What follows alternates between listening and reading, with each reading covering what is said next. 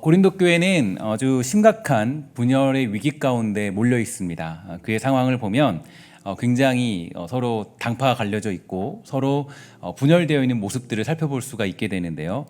그리고 이 분열이 생겨나게 된 이유가 뭐냐면 이 순수한 복음이 아니라 인간적인 논리들을 주장하는 것 때문이라고 바울은 말하고 있습니다. 그리고 오늘 본문에서 바울은 우리가 깨달은 이 복음은 오직 성령을 통해서만 깨달을 수 있다는 사실을 말함으로써 이 당시의 고린도 교회의 분열이 하나님의 지혜를 온전히 깨닫지 못함으로 인하여 발생했다는 것을 지적해주고 있는데요. 이 고린도 교회가 분열하기 시작한 가장 큰 이유는 바로 은사 문제였던 것으로 우리는 추정해 볼 수가 있죠. 누가 어떤 은사를 받았고 또 어떤 신령한 능력을 가졌고 어떤 일들을 행할 수 있는가, 여기에 대해서 이 분열이 생기게 된 것입니다. 그러면 여기서 우리가 생각해 볼 것이 하나 있는데, 여러분들은 그 어떤 사람들이 우리가 소위 말하는 은사들을 받을 것 같습니까? 소위 말해서 은사라고 했을 때 여러분들이 생각하기에 어떤 사람들이 과연 은사를 받게 될까요? 보통 우리는 이 기도 많이 하는 사람들이 은사를 받고 조금 더 거룩하고 신령한 사람들이 은사를 받을 것이다 라고 생각을 하게 되죠. 그러나 실은 그 은사라는 것은 그렇게 주어진 것은 아닙니다. 언제나 이 은사는요, 하나님이 주시는 선물인데요, 하나님께서 선물로 주신 것인데, 이 주신 선물은 저와 여러분들이 어떤 효험한 기도를 했기 때문에 받은 것도 아니고 우리가 조금 더 거룩해졌기 때문에 누리는 것도 아닙니다. 이것은 말 그대로 하나님이 직접적인 그런 은혜를 따라서 주시는 선물이죠. 우리는 이 은사를 이 선물로서 받았다라는 것을 잊지 말아야 될 텐데요. 당시에 고린도 교회가 바로 이 사실을 잊어버리게 됩니다. 누군가 어떤 은사를 나타내게 되면 그 사람이 조금 더 신령하기 때문에 얻었고 더 많은 노력과 치성을 들였기 때문에 그 은사가 주어졌다라고 생각하기 때문이죠. 결국 그들 가운데 이런 논쟁이 있었습니다. 어떤 은사가 더 세고 좋냐, 어떤 은사가 더 대단하냐, 더 위에 있냐, 이런 논쟁들이 벌어질 정도였죠. 왜냐하면 어떤 은사를 받은 것이 곧 자신이 더 많은 노력과 치성을 받은 사람임을, 치성을 들인 사람임을 증명할 수 있다고 생각했기 때문입니다. 예전에 여러분 한국 교회에 유행했던 내용들이 있죠. 어떤 내용들이 있냐면 이 방언 못하면 이 성도로서 인정도 안 해주는 현상들도 예전에 한국 교회에서 나타나게 되었습니다. 그래서 예를 들어서 교회 등록할 때요, 아니면 신학교에 갈 때 신학교에 이력서 뭐라 그러죠? 그 입학 원서를 낼 때 거기에 뭐라고 있냐면 방언 받은 날짜를 적어라, 이런 식의 내용도 있습니다. 어쨌든 간에 그런 모습들이 있었어요. 그래서 항상 이 성도로서의 이력을 적거나 신학교에 입학할 때 이 자신이 방언 받은 날짜까지 적어내야만 하는 웃지 못할 일들도 많이 있었죠. 심지어 아직까지도 이런 경향들은 좀 남아 있습니다. 그래서 방언 못하면 믿음 없는 사람이다, 이런 생각들도 많이 하게 되죠. 그러나 이러한 현상은 오늘 바울이 말하고 있는 이 하나님의 지혜를 잘못 알고 있는 것입니다. 이 복음이 무엇인가 전혀 감을 잡지 못할 때 우리가 은사에 매달려 살아갈 수밖에 없는데요. 지금 제가 여기서 여러분들에게 이 은사에 대해서 말씀드리는 것은 이 은사가 없다라고 부정하는 것은 결코 아니라는 걸 여러분 기억해 주시기를 바랍니다. 분명히 성령께서 우리에게 임하시고 이 저와 여러분들의 삶에 동행하실 때 성령의 증거들이 나타날 때가 있게 되죠. 우리는 그것을 가리켜서 예전에 제가 성령론을 강의할 때 말씀드렸던 것처럼 이 성령의 부어주심이다라는 표현으로 한다라고 말씀드렸습니다. 우리 함께 계시는 성령께서 전적으로 자기의 존재를 증명하실 때 나타나는 현상이 바로 성령의 부어주심이고, 그걸 통해서 우리는 성령께서 우리와 함께 하신다는 것을 깨달을 수가 있게 되는 거죠. 그 증명을 통해서 우리는 성령께서 우리와 함께 계신다는 것을 확신하고 다시 어디로 가는 거예요? 성령 충만한 인생. 아까 우리가 11시 예배 때 배웠던 것처럼 그 성령 충만한 인생, 즉 성령 충만한 인생이라는 건 은사가 투철하게 나타나는 것이 아니라 성령의 열매가 나타나는 인생이에요. 그래서 여러분, 성령 충만하다라는 것은 결국 우리 삶 가운데 성령의 열매가 나타나는 것을 의미하는 겁니다. 그래서 성령의 역사 가운데 성령의 그 역사가 일어나서 충만함 속에서 우리가 그 성령의 역사 열매들이 맺히는 삶을 성령 충만한 삶이다라고 그렇게 표현하는 것이죠. 그래서 이 인생은 결국에 그리스도의 십자가를 지는 인생으로 우리가 표현할 수 있게 되는 거죠. 이런 면에서 우리에게 은사라는 것은 굉장히 중요하지만 우리가 이 은사를 인간의 합리적인 생각으로 이해하는 것은 매우 위험하고 옳지 못하다라는 거예요. 쉽게 말해서 우리가 어떤 노력을 했더니 어떤 경지에 이르렀다는 생각은 우리가 이해하는 믿음, 우리가 가지고 있는 믿음은 절대로 아니라는 거죠. 그래서 많은 사람들이 오해할 때, 야, 기도원에 있는 그 기도 원장님은 기도 많이 한 사람이니까 그 사람에게 은사가 나타날 거야, 이렇게 생각할 때가 있잖아요. 그것은 사실은 우리가 조금 이 믿음이 조금 잘못된 생각으로 나타나게 되는 겁니다. 그러니까 오늘 본문에서 바울은 이렇게 얘기하죠. 하나님의 지혜는 감추어졌던 것이다 라고 이렇게 말하고 있는데요. 특히나 더 어려운 것은 이 감추어진 지혜가 하나님이 우리의 영광을 위하여서 만세전에 미리 정하셨다라는 사실인데 8절에서는 정확하게 이렇게 얘기합니다. 이 지혜는 이 세대의 통치자들이 한 사람도 알지 못하였다라고 말하고 있어요.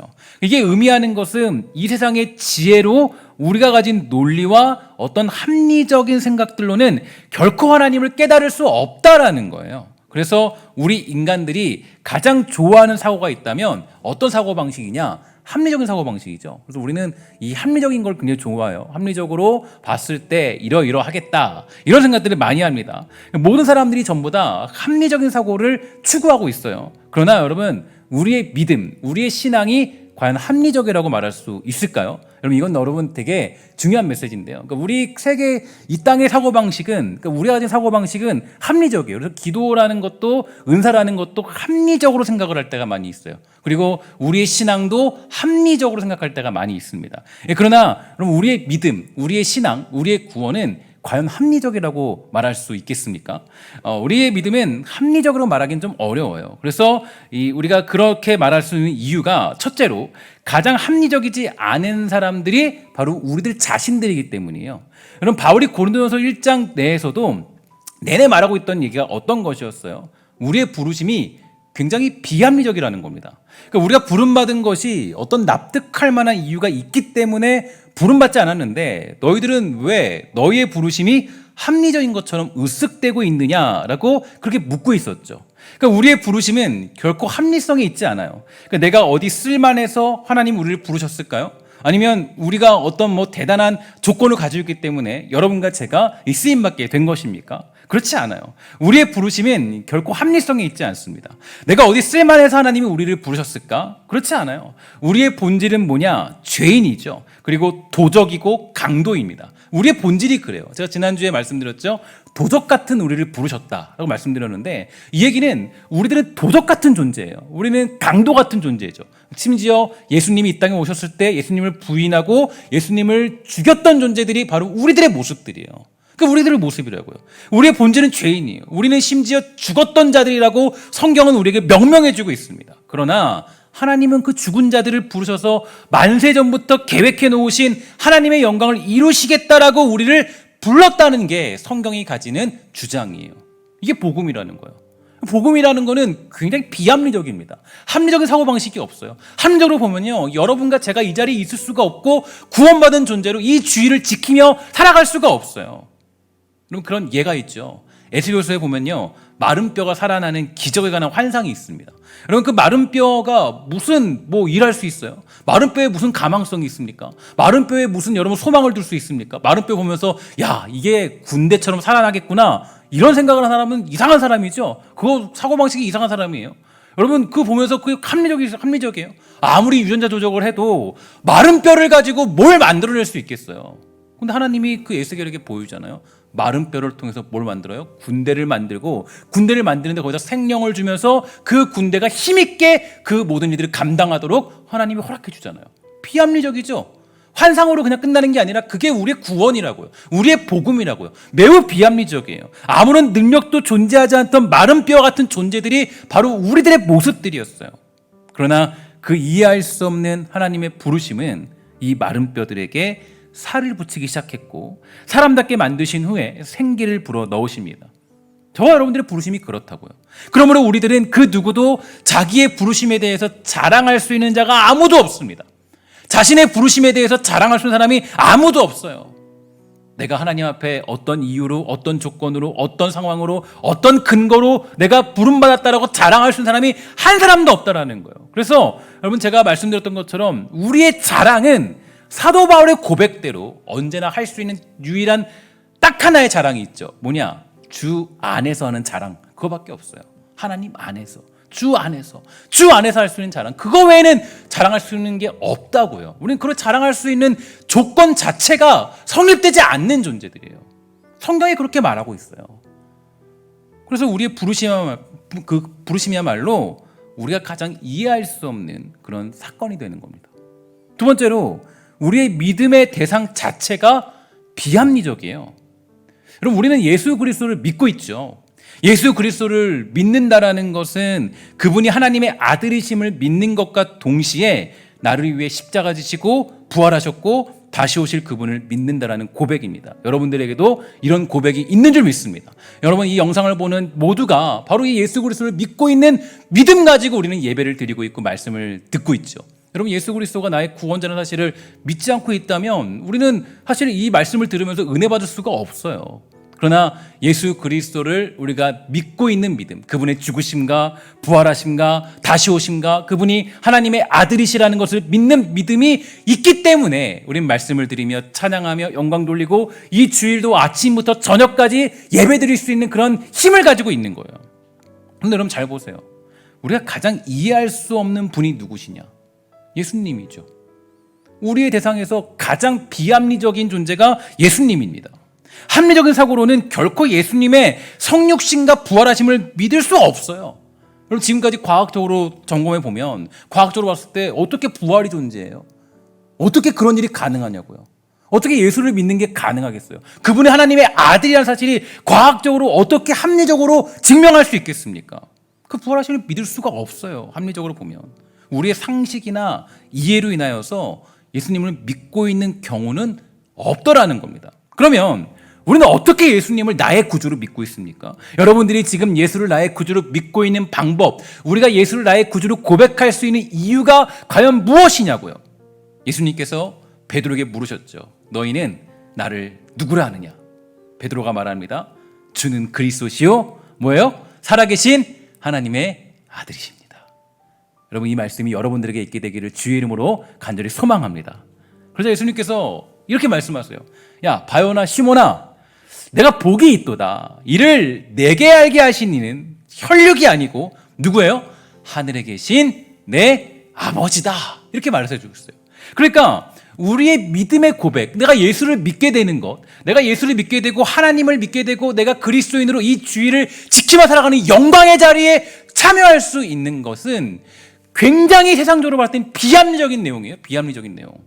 그러나 시몬, 베드로에게 딱 말한 것처럼 우리가 예수 그리스도를 믿게 되는 것은 내 안에 계신 성령께서 그것을 믿게 만드는 거라고요. 그것이 아니면 우리는 예수를 믿을 수 없어요. 어떻게 예수님을 믿을 수 있겠냐고요.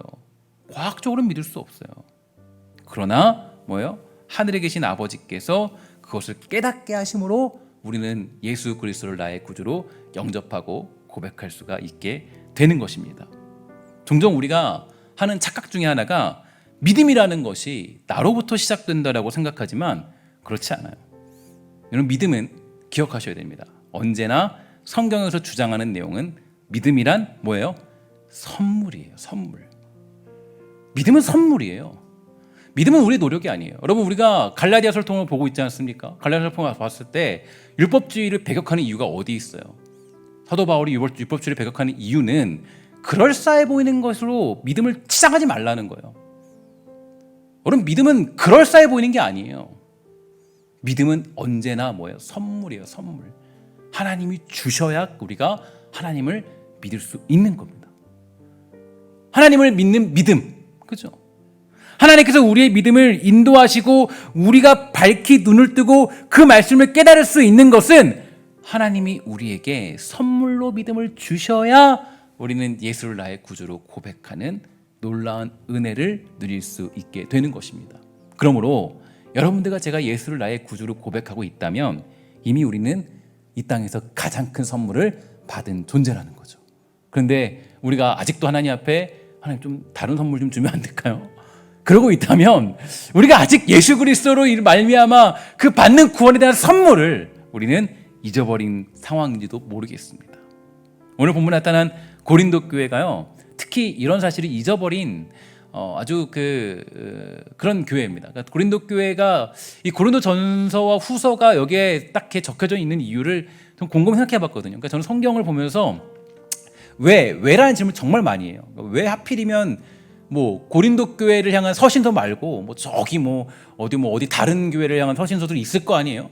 근데 왜 고린도 전후서가 이렇게 적상되어 있을까라고 보면 이게 우리에게 전해주는 메시지, 그러니까 현재 이 시대를 살아가는 우리들에게 가장 합당한 말씀이기 때문에 이 고린도 전후서가 하나님의 계획과 섭리 가운데 성경으로 우리에게 정경으로 주어져서 캐논이라는 복음으로 우리가 알게 되게 된 겁니다. 그래서 이 오늘 본문에 나타난 고린도 교회를 보면요, 이 고린도 교회가 어떤 상황에 빠졌냐면 고린도 교회가 바로 이런 은혜의 복음을 잃어버렸어요. 성령께서 깨닫게 하시는 복음, 선물로 받은 믿음, 이걸 잃어버리게 된 거예요. 그러니까 은사를 받게 되고 뭔가 할 줄 알게 되니까 어떤 것에 빠졌냐면 자기들이 굉장한 영적인 엘리트라고 생각하면서 우쭐대기 시작했죠. 그래서 고린도 교회가 많은 문제를 일으키면서 분열되기 시작한 겁니다. 그러니까 고린도 교회의 문제점은 바로 굉장한 영적인 엘리트주의. 오늘 이 자리에 보면 우리들도 언제나 이러한 위험에 노출되어 있다는 것을 여러분과 저는 기억해야 됩니다. 그러니까 방송을 보는 여러분들도 반드시 기억해야 돼요. 언제나 이런 위험에 우리는 노출되어질 수 있습니다. 특히 우리 신성교회는 오랜 전통을 가지고 있죠. 35년 이상을 넘어선 그런 전통을 가지고 있습니다. 전통은 우리의 믿음을 세워주는 자랑이기도 하고 기쁨이기도 합니다. 하나님께 영광 돌릴 만한 너무나 놀라운 사건이에요. 그러나 우리가 조금 방심하면 오히려 그러한 전통이 우리의 믿음을 삼켜버릴 수도 있다라는 겁니다. 하나님의 부르심과 그분께서 깨닫게 하시는 그 사실을 잊어버리면 우리의 가슴은 냉랭해질 수밖에 없고 하나님을 찾는 그 열정은 사라질 수밖에 없더라는 거예요. 그러므로 우리들은 언제나 기억해야 됩니다. 나 자신이 마른 뼈였구나. 우리는 마른 뼈구나. 우리의 시작은 마른 뼈예요. 저기 건장한 남성을 데려다가 막 훈련시켜가지고 야, 괜찮은 사도로 키워야지. 그렇지 않아요. 저기 저 마른 뼈를 데려다가 아무런 가망성도 없고 근거도 가지고 있지 않은 마른 뼈를 데려다가 하나님 나라의 동역자로 세워주시는 은혜, 그게 하나님의 선물이 되는 것입니다. 그게 우리가 받은 믿음이에요. 이 사실을 잊어버리면 우리의 가슴이 냉랭해지죠. 하나님을 찾는 우리의 열정은 찾아볼 수 없습니다. 그러니까 내 약함과 내 문제를 우리는 언제나 살펴볼 수밖에 없어요. 나타날 수밖에 없어요. 그러니까 신앙생활하면서 우리가 가장 위험해지는 게 어떤 영적 엘리트주의에 빠질 때는 정말 위험해집니다. 차라리 어떤 목사님은 그래요. 차라리 정말 이 교만이라는 문제는 엄청난 그런 우리가 함정에 빠지기 때문에 교만이라는 것은 경계하고 또 경계해야 된다. 그래서 여러분, 우리가 언제나 나 자신이 마른 뼈였다는 사실을 기억해야 됩니다. 그 어떤 통치자와 지혜자도 만세전에 감추었던 그 영광스러운 비밀을 깨닫지 못했지만 우리는 하나님의 부르심 때문에 이 복음을 깨닫게 된 것을 잊지 말아야 되는 거죠. 영적인 엘리트주의에 빠지게 되면 하나님보다 나 자신과 나의 경험을 의지하며 살아가기 시작할 것이고 결국 그곳은 우리의 노력만이 남게 될 것입니다. 그런 곳은 교회가 될 수 없죠.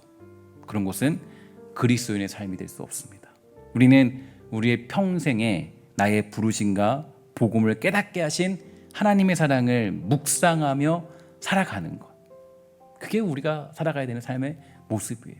언제나 내가 마른 뼈였다는 사실을 기억하는 것, 그리고 그 마른 뼈였던 우리에게 선물을 주셔서, 믿음이라는 선물을 주셔서, 구원이라는 선물, 전적인 선물이에요. 내가 뭐 잘했기 때문에 받는 선물이 아니에요. 새벽기도 내가 특세, 내가 1등 했으니까, 난 다 첨성했으니까 받는 그런 선물이 아니에요. 내가 예상하지 못했던 중에 받았던 선물, 그죠? 그 선물을 받은 자로서 살아가야 되는 것입니다. 오늘 본문 9절과 10절에서 바울은 이렇게 말합니다. 기록된 바 하나님이 자기를 사랑하는 자들을 위하여 예비하신 모든 것은 눈으로 보지 못하고 귀로 듣지 못하고 사람의 마음으로 생각하지도 못하였다 함과 같으니라. 오직 하나님이 성령으로 이것을 우리에게 보이셨으니 성령은 모든 것 곧 하나님의 깊은 것까지도 통달하시느니라. 아멘. 오직 우리 하나님께서는 성령을 통하여서 이 지혜를 우리에게 계시해 주셨어요. 내가 마른 뼈였다는 사실, 내가 이 모든 것들을 바로 하나님이 선물로 주셨다는 것을 성령을 통하여서 깨닫도록 허락해 주셨습니다. 그 어떤 지혜자도, 그 어떤 사람도 이것을 깨닫지 못했지만 성령을 받은 우리들은 이 사실을 깨달을 수가 있게 되었다는 거예요. 우리는 그것을 하나님의 선물로 받은 자들이죠. 그러면 이 선물을 받은 자들이 해야 될 것이 무엇이고 우리는 어떤 길을 가야 될까요?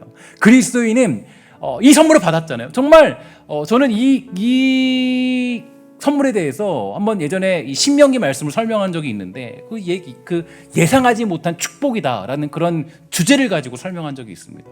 그러니까 예상치 못한 하나님의 축복이에요.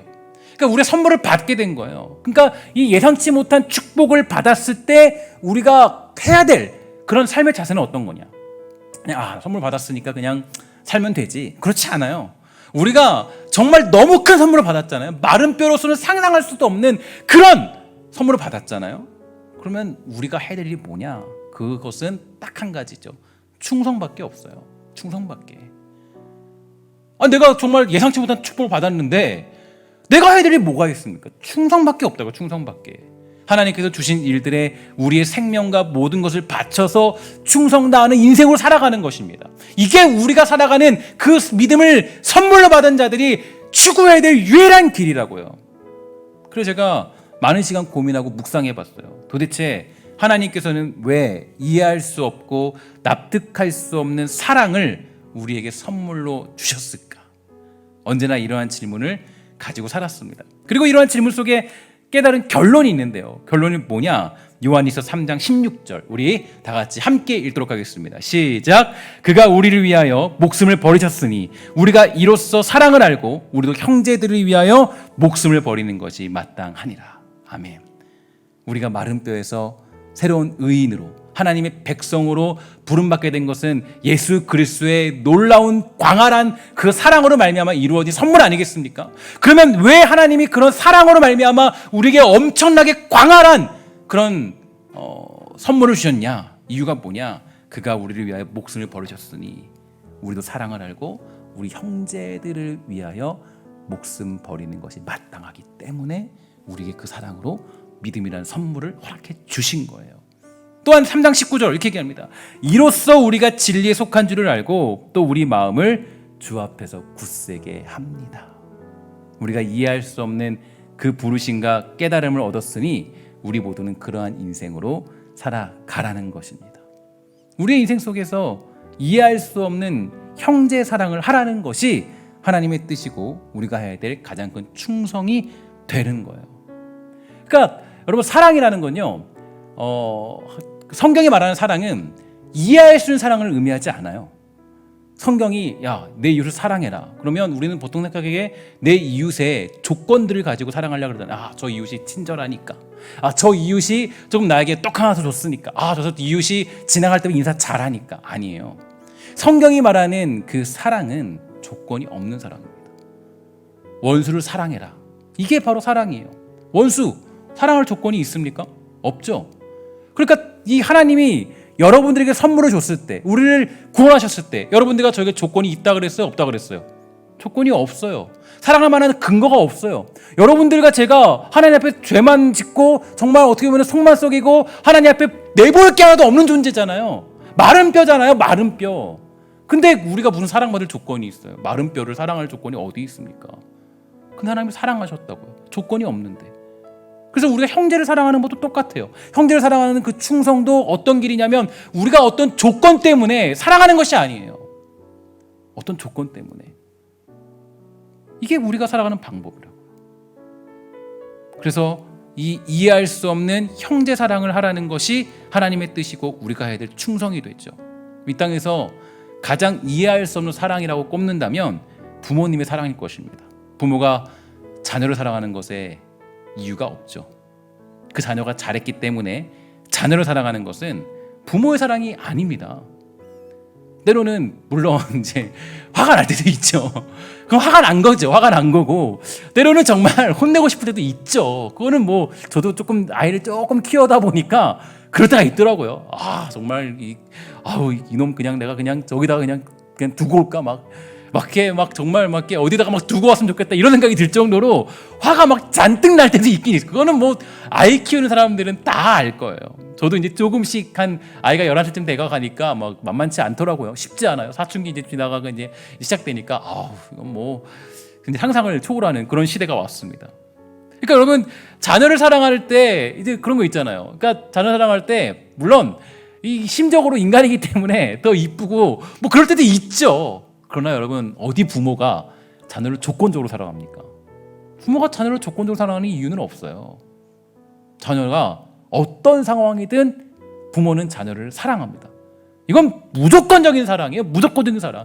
그래서 부모님의 사랑, 뭐 아버지의 사랑, 어머니의 사랑을 이해할 수 없다라고 표현하는 거예요. 가장 큰 사랑이라고 표현하는 거예요. 여러분 잘 아실 거예요. 내 자녀이기 때문에 무조건적으로 사랑합니다. 여러분 시험 100점 맞아서 조금 더 맛있는 반찬을 해줄 때는 있죠. 야, 100점 맞았으니까 너 내가 맛있는 반찬 해줄게. 오늘 가자. 그럴 때도 있는데 반대로 이 아이가 낙심하고 있으면 야, 힘내라 하면서 더 맛있는 반찬을 줄 때도 있어요. 그게 부모의 사랑이라고요. 부모님의 사랑입니다. 세상은 그렇지 않죠. 야, 너 60점, 너 50점, 너 안 돼. 너는 땡이야. 부모는 안 그렇다고요. 저도 딸을 키워가면서 매일 아침 다짐하죠. 매일 아침 다짐해요. 내가 해줄 수 있는 건 다 해줘야겠다. 줄 수 있는 건 다 줘야겠다. 물론 그 결심이 나중에 깨지긴 하지만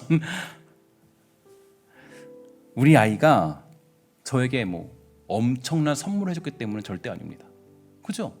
그럼 뭐 자녀에게 선물 받아서 부모가 자녀를 사랑합니까? 그렇지 않죠. 그냥 제 딸이기 때문에, 내 자녀이기 때문에 그 아이를 위해서 내 인생을 바치는 거예요. 말로 설명할 수가 없습니다. 우리의 인생도 이와 같죠. 우리는 어떤 조건이나 무슨 능력 때문에 부름받지 않았습니다. 우리는 아무런 가망이 없던 자들이었지만 정말로 이해할 수 없는 사랑으로 우리를 불러주셔서 택한 족속으로, 왕같은 제사장으로, 거룩한 나라를 소유한 백성으로 계획하시고 그렇게 우리를 인도하시는 분이 바로 우리 하나님인 줄 믿습니다. 그리고 이제는 하나님의 택한 족속답게, 왕같은 제사장답게, 거룩한 하나님의 나라를 소유한 백성답게 살아가기를 주님이 원하시는 거예요. 그래서 여러분, 갈라디아서 5장에서 제가 말씀드린 결론적으로 어디로 흘러가느냐, 복음의 결론은 성령의 열매로 가는 거예요. 성령의 열매로, 합당한 삶으로 하나님 택한 족속답게, 왕같은 제사장답게 사는 거, 거룩한 하나님의 나라를 소유한 백성답게 성령의 열매를 맺고 살아라. 육체 열매 말고. 이렇게 살아갈 수 있는 근거가 어디 있냐면, 내가 받은 이해할 수 없는 사랑을 우리가 깨달을 때입니다. 마른 뼈인 우리를 사랑했다는 것을 깨닫게 될 때, 그때 우리는 그 인생 속에서 바로 성령의 열매를 맺으며 살아갈 수 있는 삶이 되는 것이죠. 누군가 나에게 도움이 되고 쓸만하기 때문에 사랑하는 조건적인 사랑이 아니라 무조건적인 사랑을 실천함으로 하나님의 사랑으로 인하여 회복되고 우리에게 부여되어진 왕같은 제사장으로 거룩한 하나님의 나라를 소유한 백성으로 자라가라는 것이 하나님께서 이해할 수 없는 신앙과 믿음을 우리에게 주신 이유가 되더라는 것입니다. 사랑하는 여러분, 저와 여러분들은 이해할 수 없는 매우 비합리적인 사랑을 받은 존재들입니다. 합리적인 조건 따라서 여러분과 제가 이 자리에 있는 것이 아니니요. 합리적이기 때문에, 여러분들과 제가 정말 막 열심히 투철하기 때문에, 이 사람 정도면 믿음 생활 잘하겠지, 여러분 그렇게 부름받은 것이 아니에요. 우리가, 하나님이 다 아세요. 얼마나 부족한지, 얼마나 연약한지, 얼마나 많이 쓰러지는지, 얼마나 많이 우리의 결심들이 깨어지는지. 지난주에 은혜 받았다가도 이번 주 되면 깜빡 잃어버리는 우리들의 모습들, 이때 결심하더라도 또다시 결단이 깨지는 그런 모습들, 하나님이 그것들을 모두 다 품어내십니다. 그 모든 것들을 사랑으로 품어내세요. 그리고 그 사랑 가운데 우리를 그 하나님이 원하시는 자리에 세우기 위해서 우리를 성장시키시고 우리를 이끌어 가시는 하나님의 놀라운 영원한 사랑이 우리에게 있기 때문에 그 비합리적인 사랑으로 말미암아 우리가 천국 가는 그 약속을 믿고 살아갈 수 있다라는 거예요. 여러분과 제가 천국 간다라는 것은 내가 뭐 선한 일을 많이 했기 때문에 천국 가는 것이 아니에요. 하나님이 우리를 천국 갈 수 있도록 하나님이 끝까지 포기하지 아니하시고 우리를 향한 비합리적인 사랑을 그대로 이루어 가시기 때문에 우리는 천국 간다는 소망을 가지고 살아갈 수 있는 거예요. 여러분과 저 중에 어디 지금 죄에 앉은 사람이 있습니까? 여러분과 저 중에 마음속에 정말 불평과 원망 같은 게 없는 사람이 있습니까? 여러분들과 저 중에 우리들 모두 중에 혹여라도 정말 죄와 멀리 떨어진 사람이 있습니까? 사실 그런 사람은 없죠. 모두가 다 그것과 같이 살아가고 있어요. 그러나 그것보다 더 큰 게 뭐냐? 그것보다 더 큰 것이 하나님의 사랑이기 때문에 우리는 그 천국 가는 날까지 주님의 손 굳게 잡고 걸어갈 수 있는 놀라운 은혜와 축복을 받게 된 것입니다. 이 사실을 깨달으며 나아갈 때 비로소 우리는 복음의 기쁨과 진리가 무엇인지를 알게 되는 것이죠. 저는 항상 가장 이 어떤 예수님의 약속 중에서 저의 마음과 가슴을 아주 치는 말씀의 약속이 있다면 주님께서 승천하실 때 제자들에게 하신 말씀이에요. 주님 말씀하시죠. 뭐라 그럽니까? 내가 세상 끝날까지 뭐 한다 그래요? 너희와 영원히 함께 할 것이다. 떠나지 않을 것이다. 그럼 저는 이게 너무나도 두근거려요. 왜 두근거리냐면 생각해 보세요. 주님 떠나지 않는데요. 영원히 떠나지 않는데 영원히 너와 함께 할 거래요. 그럼 잘 보세요. 제가 생각해 봤어요. 주님이 내 옆에 지금 계신다. 근데 영원이래요. 계속 끝까지래요. 얼마나 부끄러워요. 얼마나 부족해요. 주님 앞에 얼마나 제가 설 수 없는지 모르겠어요. 지금 주님이 내 앞에 계신데 나와 영원히 함께 하신데 얼마나 제가 주님 앞에 부끄러운지 모르겠어요. 제 안에 얼마나 수많은 죄들이 있습니까? 제 입에서 나오는 그 악한 이야기들, 제 마음속에 있는 수많은 더러운 것들, 제가 행동하는 것들 중에서 얼마나 추한 것들이 많이 있어요. 주님 보시기에 부끄러운 것들이 얼마나 많이 있냐고요. 근데 뭐라 그래요? 내가 너와 영원히 함께 할 거라 그래요. 이 얘기는 뭐냐면 우리의 그 더러움과 그 모든 죄악들까지 다 덮어내시는 하나님의 사랑이 아주 놀랍고 크다라는 것입니다. 그거는 광활한 거예요. 광활한 거. 하나님의 사랑은 그 광활한 하나님의 사랑이 있기 때문에 우리는 이 땅 걸어갈 때 아직도 소망 있는 사람으로 살아갈 수 있게 되는 거라고요. 여러분, 우리는 그 사랑을 느낄 때 비로소 복음의 가치와 복음의 진정한 의미와 진짜 그리스도인의 기쁨을 누릴 수 있게 되는 것입니다. 저는 사랑하는 우리 주의 백성들, 우리 신성의 권속들 모두가 정말 이 하나님의 광활하신 사랑들을 다시 한번 깨닫고 그 사랑을 노래하며 즐겁게 찬양하며 그 사랑을 말미암아 오늘 하루도 이번 한 주간도 소망 품고 살아가는 복되고 아름다운 신성의 권속 다 되시기를 주의 이름으로 간절히 부탁을 드리겠습니다. 기도하겠습니다. 하나님 감사합니다. 이 땅을 살아갈 때 우리 모두가 비합리적인 신앙 앞에 엎드리기를 소망합니다. 우리를 사랑할 수 없는 조건이지만, 우리는 사랑받을 수 있는 자격이 없는 존재들이지만 하나님은 우리를 사랑해 내십니다. 우리는 정말 주님 앞에 부끄러운 사람들이지만 영원히 우리와 함께 하십니다. 하나님 앞에 너무나도 우리는 죄인이고 하나님 앞에 정말 우리가 가진 것이 없고 드릴 것이 없는 그러한 존재들이고, 때로는 우리의 입술과 우리의 마음과 우리의 생각들이 너무나도 하나님 앞에 부끄럽지만 그럼에도 불구하고 우리 하나님은 그 모든 것까지 다 모으셔서 하나님은 품어내시는 사랑인 줄 믿습니다. 광활하신 그 하나님 앞에 엎드려 우리가 그 기쁨을 마음껏 누릴 수 있는 복되고 아름다운 성도가 되도록 허락하여 주시옵소서. 하나님께 모든 것을 맡기며 모든 말씀 예수님의 이름으로 간절히 기도합니다. 아멘.